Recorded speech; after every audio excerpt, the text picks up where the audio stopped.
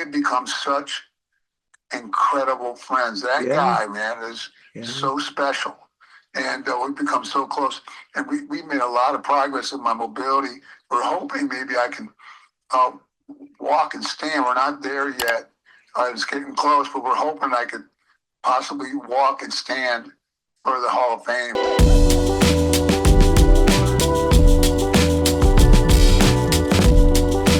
Okay, we are recording. Welcome to the Apter chat, special Hall of Fame edition. Last week we spoke to Fred Tugboat Ottman about him going in with Earthquake, which we're thrilled about. Today, someone I've known since the day he started. My goodness, we used to run him in the magazines all the time.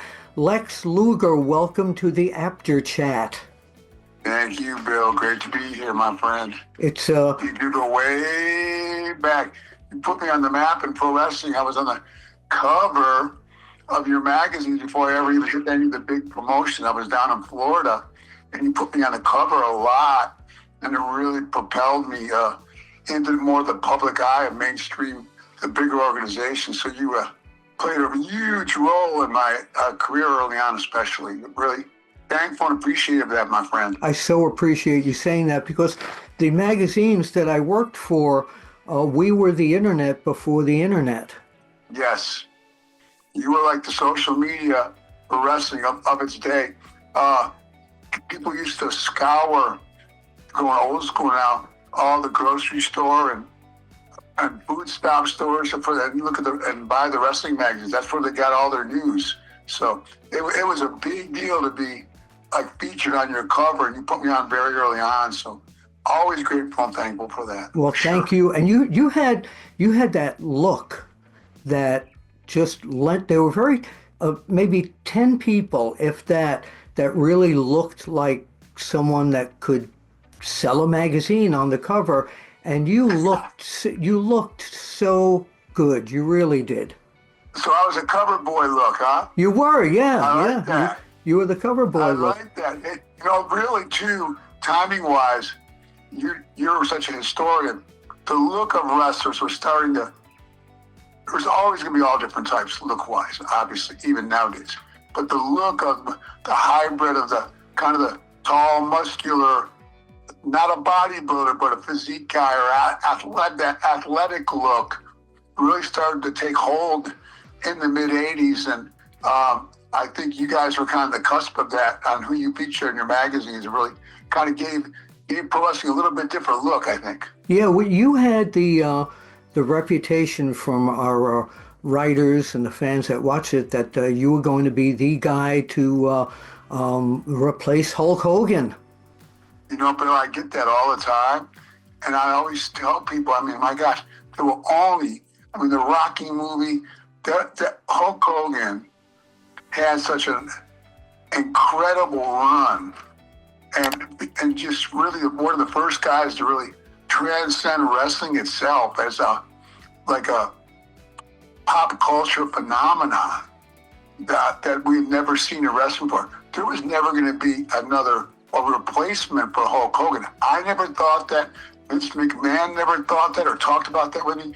He always wanted there to be a popular babyface who sold a lot of merchandise, but there was only going to be one Hulk Hogan. I never tried to be another Hulk Hogan. I just wanted to be the best Lex Luger I could be, but I never thought or wanted to be, or I don't think the fans wanted anybody to be another Hulk Hogan. There was only one Hulk Hogan for sure. Well, you became the total package, and you were instrumental. A lot of people don't think about this, but you were instrumental in one of the most major changes in the business when you showed up at Nitro, WCW Nitro, right up against WWF back then. And man, that war got so hot, nobody saw this coming. Oh my God, that's Lex Luger. He doesn't work here. Yeah, quite the surprise, but nobody, myself included, any idea when Sting and Eric Bischoff talked to me initially about it, realizing I wasn't under contract currently with WWE, even though I was still featured in their house shows and pay-per-views and TVs. I was trying to work out a outside merchandising deal with Vince. That's the only reason I hadn't re-signed yet. And when Sting found out, he ran it by Eric, who wasn't very interested, but they brought me in, and I had no idea. When Eric and Sting said, we're going to do a Monday night show like Raw, I was like, well, good luck with that. I was kind of like, Raw's already established. WWE's always the big number one WWF at the time. So really, I didn't think, like you just said, nobody could have imagined how big the Monday Night Wars would get in the late 90s. I mean, and that initial surprise was great.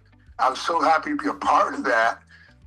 But no one ever could have imagined that it would have become what it did. Oh, yeah. I mean, you, Nash, Hall, just all showing up there. It was incredible. It was such a fascinating time in wrestling because I don't remember channel turning. You know, there was no internet. You couldn't watch two shows at once, and the channel turning was wonderful. Yeah, such a great time with the fans. I go out and get to meet the fans still and have the privilege of they signing and greeting them, and something we didn't have time to do really, or spend much time with the fans. We wrestled, did TVs and pay-per-views, and traveled all over the world, but we didn't get to spend much time with the fans. Now, with the Legends deal and contract, and get to go to Comic-Cons and different appearances, and get to spend time there. They bring up cartfuls of like wagon full of merchandise and memorabilia that they've kept. Oh, the magazines. In that time period. Yeah, the magazines. Sure. I see you signing them all the time. Absolutely. So, well, thank you. Thank you for what you said and making me feel part of what's going on here. Huge part. My gosh. I mean, now wrestling is just, I mean, it's a global phenomenon, like a pop culture. I mean, the amount of social media and the following pro wrestling is the envy of like the NFL and NBA. It's amazing what wrestling is doing right now. It's a brand. It's not even, people don't say, do you watch wrestling? Do you watch WWE? No doubt. Yeah. No doubt. Yeah. So before I talk to you about, I want to let you know I'm going to be there to see you inducted in the Hall of Fame. I have been rallying for this for years, and hopefully I'm one of the voices that people heard, because you had such a magnificent career. Let's talk about your health first. Tell us what you know, the amazing thing that's going on with you and DDP. Yeah, everybody's asking about it. It's been quite the journey for over the past year. We got back together on trying to get some of my mobility back that I had actually lost. I had some mobility after spinal cord injury. It was like a 2% category. They call me a high-functioning quadriplegic. I'm a quadriplegic, but I have a lot of things that were affected even to this day. But I was somewhat mobile, but over a period of years with lots of scary falls, they told me to use a walker and wheelchair more, and just, you know, the old saying, if you don't use it, you lose. I ended up, my quality of life had been thankful for what I could do, but could live independently, and my health was really good. People ask me about my health. My health is great. I just have mobility issues from my injury. But my health and checkups and no meds, I mean, my health is incredibly wonderful, which I'm also very thankful for. But my mobility had gotten to where I was pretty much in the chair full time. And I saw that video he did with Butterbean, the boxer. Yeah. I said, you know what, if he can do something with that guy, the condition he was in, Dallas, man, I saw Dallas at Sting's retirement match. We were in the back. We couldn't go out in camera because we're both with WWE. Yeah. But I said, hey, man, you think you may do something with me? I saw that thing you did with Butterbean. It was phenomenal. And you know Dallas, when he has a heart, I can't even describe for helping people. God gave him an incredible gift in that regard. And he said, man, I was just waiting for you to come to that. We had become such incredible friends. That guy, man, is so special. And we've become so close. And we made a lot of progress in my mobility. We're hoping maybe I can walk and stand. We're not there yet.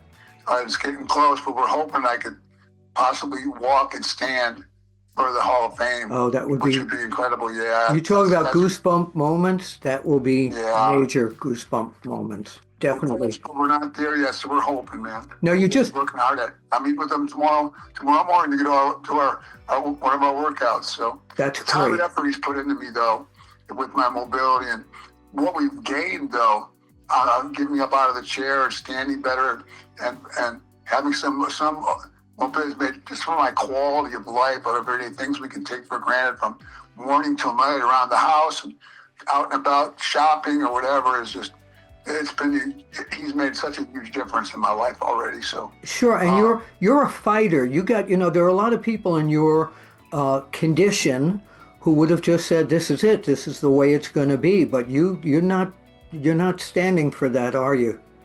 Well, I was pretty close to that. Dallas, a lot of the fans have been a great inspiration. We try to keep on staying at it. There's an old saying by Martin Luther King Jr. said, "If you can't fly, run. If you can't run, walk. If you can't walk, crawl. Whatever you do, keep on moving forward." So I call people, I'm a windshield guy, not a rear view mirror. And I think you're that way, Bill, as well. We're going to keep on fighting, man, and moving forward. Yeah. Has he taught you how to say bro properly yet? Bro. You got it. You got it. Oh, man.